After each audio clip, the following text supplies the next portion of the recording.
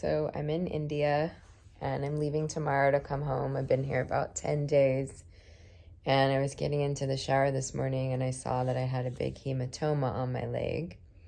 I get those. They're basically bruises, but they're like a bruise usually comes from when you knock into something or something knocks into you. And hematomas just show up. They're like, I don't know if they break. They're blood vessels that break. I don't really know exactly what they are, but I do know that they happen with low platelets. So I was feeling kind of tired yesterday. I'm feeling tired now. Here I am like laying back on a pillow in my hotel room in Delhi. I don't know, there's not much to see. It's just a hotel room. It's pretty nice, actually. There's a place called Aero City here in Delhi that is like catering to tourists, and you totally miss all of India. Like, you don't get the India experience by being here, but at the same time, the India experience is like kind of beats you up if you're not ready for it. And as I've gotten older, like I've been coming to India for 15 to 20 years, a long time. Not quite 20, but and it's hard, when you're in your 20s, you can kind of like sleep on hard beds and you just, you can put up with a lot more, I think. And now that I'm 49, and not only 49, it's more just like having gone through a lot of health issues and health problems. Like, I want to make sure that I am, not exposing myself to any further situations. So I bring my infusion stuff with me. I did my infusion on Sunday. I do it every week. And so now it's Wednesday here because it's basically 12 and a half hours ahead of the US. And I haven't really figured out if the infusion stuff is like the immunoglobulins, if it's working. It can get to a point where you kind of build a tolerance to it, and it's possible that I've gotten to that point. But I also take the papaya leaf extract. I'm going to show that. I guess this is going to be a platelet video. This stuff is awesome. I get it on Amazon. Sometimes it sells out. How do you make it so it doesn't focus on me? But anyway, papaya. And I don't have that much left, and I am leaving tomorrow. And it's so weird, I noticed that when my platelets get lower, not only do I get kind of like kind of lightheaded, I feel like I'm going to see what my blood pressure, my heart rate right now is 63. Like, my resting heart rate gets so low. 63 is not that low, but it sometimes gets into the low 50s, and I'm like not asleep. So I noticed, like, I was taking the plane from Amritsar, where my daughter's in school, to Delhi. It's about an hour flight, and I just get this kind of like weak feeling. So I try to combat that by like running and working out. Well, I went to the gym this morning and I just felt kind of like, I felt exhausted afterward. Like, sometimes I think exercising and working out can give you more energy, and other times it feels like, for me, that it just depletes me. So I've resisted getting a bone marrow biopsy because, like, who wants to stick a needle in their bone? I mean, it's one thing to stick it, like, in your flesh. But I do remember getting the first biopsy that I had was like, they went through, I had my arm up like this, and it was on my side, and they kind of went in, not quite my armpit, but near there. And I was so surprised at the pain. I was so surprised at just like all the emotions that I felt going through that. And it was shocking in a way.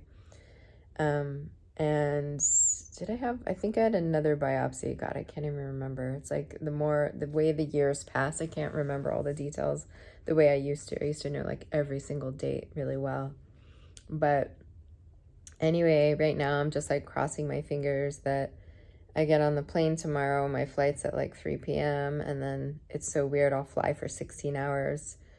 So I leave Delhi at 3 p.m. on a Thursday, 16-hour flight. I get into San Francisco at 6 p.m. on the same Thursday. So it's very surreal to fly that many hours across the international date line. So like when I've flown before, I've come here a lot of times. So when I've flown before, we go like Delhi and then we go up to like Greenland, Iceland, and then down to San Francisco. I think that's right. Like up into the Arctic. It's kind of crazy. It's a little bit scary to do that route, but they're following like the curve of the earth. So it's actually shorter than if they were to just go straight across. It would be a longer flight, which is fascinating, isn't it? It's amazing to me. But yeah, like I'll be leaving, it'll be daytime, and then it'll go to nighttime and then daytime and then nighttime and daytime, I think.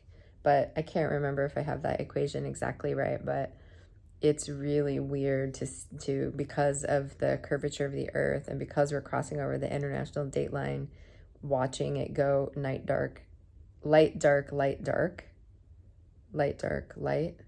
Yeah, I think that's it. Anyway, I don't know how many times it's light and dark, but it's several times. So, what a weird thing to like propel our bodies, you know, in the plane, but propel our bodies through time and space. And so why jet lag is like such a cruel thing. But I'll be really happy to get home. I just feel like the safety and the comfort of being home.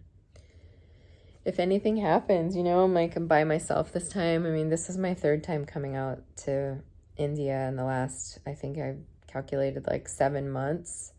It's just a quick trip just to be with my daughter. She's at, you know, international boarding school. She gets out in June, but I was visiting with her on the last like part of her spring break. So I made a point like not to even know what my platelets were before coming. I usually get CBCs, blood tests, complete blood counts. I get them basically weekly, and I'm still trying to figure out when I get back. I'm I'm staggering what days I get them on because I want to see if the immunoglobulin is even working for me. But it's such a like, I can't even really tell like how much of it's emotional, how much of it's physiological, how much of it's mental. And by I mean this feeling of just like having the wind knocked out of my sails. Like today I was going to go outside, go take a walk through this Aero City and see what it's all about. And I'm just like, I don't know, I'm not even really comfortable, like, because it's hot here as well, and getting hot is, you know, makes me feel like I'm gonna pass out, basically. So I just have this fear of passing out, like being so far away from home and being on my own, that it's not worth it. I'd rather just sit in the comfort of my room, and I can read, and I can make a YouTube video, and I can go on my phone and, you know, get good rest and stuff. But you know, I just have so many things I want to do, and sometimes feeling just this incredible lack of energy despite like making sure I'm getting like the vitamins that I need and making sure I'm having electrolytes and plenty of salt, you know. I have like low blood pressure anyway. My blood pressure could easily be like 93/65, which is low for most people.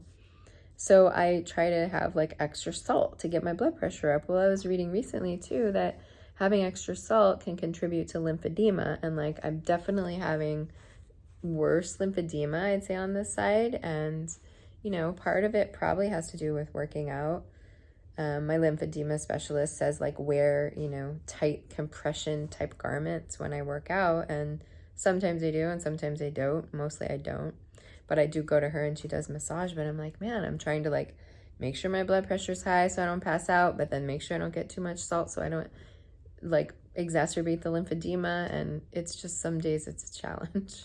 Some days it's such a challenge. And then I haven't been taking any of the hormones like the phytoestrogen and compounded testosterone I take while I'm here in India, because I just wanted to give myself a break so that I'm not just like every day putting hormone into my body.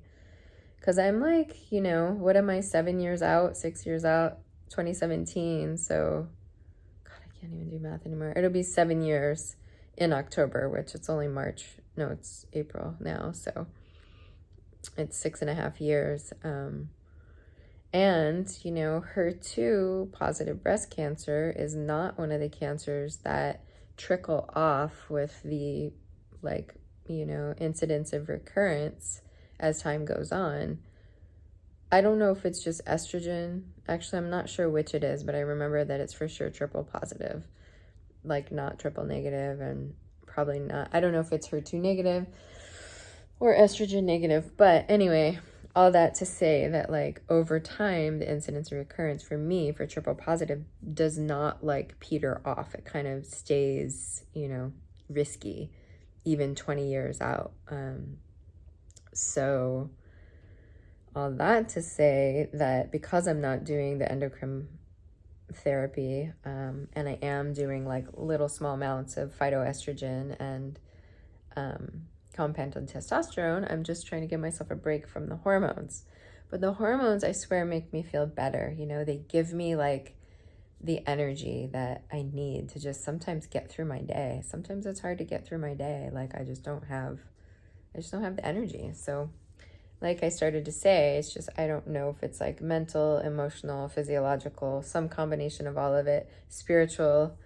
But yeah, or just even getting older. I noticed like some old people that I know, like their level of fear has risen as they've gotten older. And I've always thought like, I'm not going to be that person. I'm not going to be afraid of life. And I don't know that I'm afraid of life, but I do know that I have gotten more anxious, and I know that also comes with menopause too. So anyway, these are some of the thoughts on my mind as I'm like sitting here in my very posh, I would say, Delhi hotel. Let me get a glimpse of outside. Oh, you don't really get to see that much, but that's my view. That's my view outside. Maybe I'll add a little bit of some of the other videos to the end of my blabbing on about what it's like in India. It's a pretty amazing place if you've never been here. I think that my boyfriend came and he had never been somewhere third world like this, and not that where I'm staying is third world, it's very first world in this hotel and this whole environment, but the rest of India is, and it changes you. I think it changes you on a cellular level. If you're open to that. If you're not, and you just think it's like, you know, impoverished filth, then, you know, you're not really open to, you're not really open to being changed inside and being transformed. And he, like, I know he never thought he'd come back again, and he's like, I do want to go back. He was really touched by Varanasi. Varanasi is a really special place. Oftentimes when they use images of India, they use an image of Varanasi because it's very visually striking. It's like on the Ghats, which are these steps that go down to the Ganga River, and it's very beautiful from a photographic standpoint. But yeah, he was changed definitely deep inside. Like he got back home and was like, you know, questioning his purpose and like really looking at his own spiritual life. And that's how it was for me the first time I came. The first time I came, I thought I'd never come back, and I tried to do the whole of India like in one go. I was supposed to be gone for 8 weeks, which was pretty ambitious for a single white young woman. I was like 24 or so, something like that, 24 years old. And I came here and I was just gonna do it all, and instead I ended up getting really sick, coming home after 6 weeks, even like forfeiting my return ticket to come home 2 weeks early and just buying a one-way ticket. So like that's how bad it was. I was really in bad shape.